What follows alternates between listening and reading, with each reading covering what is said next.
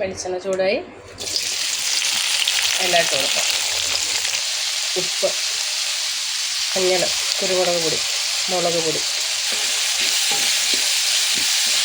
നന്നായി ഒന്ന് വഴറ്റിയെടുക്കാം. സവാളയും തക്കാളിയൊക്കെ കറക്റ്റായിട്ട് മൂത്ത് വന്നിട്ടുണ്ട്. ഇതിലേക്ക് മുട്ട ഉടച്ചിട്ട് വെക്കാം.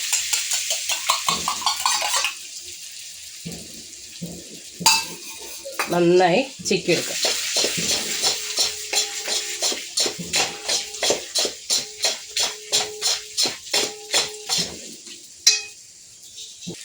അപ്പോൾ മസാല റെഡിയായി.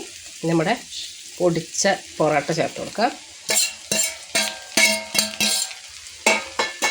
നമുക്ക് മിക്സ് ചെയ്ത് കൊടുക്കാം.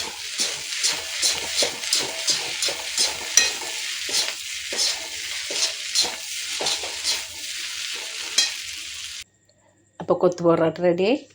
നമുക്ക് കഴിച്ച് നോക്കാം.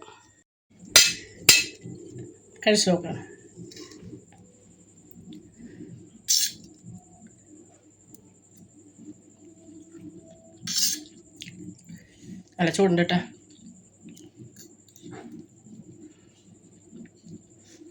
അപ്പോൾ എല്ലാവരും കൊത്തു പൊറോട്ട ഒന്ന് ട്രൈ ചെയ്യുക.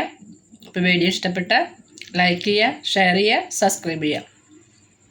ഇഷ്ടപ്പെട്ടാലും ഇഷ്ടപ്പെട്ടില്ലല്ലോ ഒക്കെ ലൈക്ക് ചെയ്യുക കേട്ടോ, ഷെയർ ചെയ്യുക കേട്ടോ, അതുപോലെ സബ്സ്ക്രൈബും ചെയ്യാം. അപ്പോൾ വീണ്ടും ഒരു വീഡിയോ ആയിട്ട് കാണാം.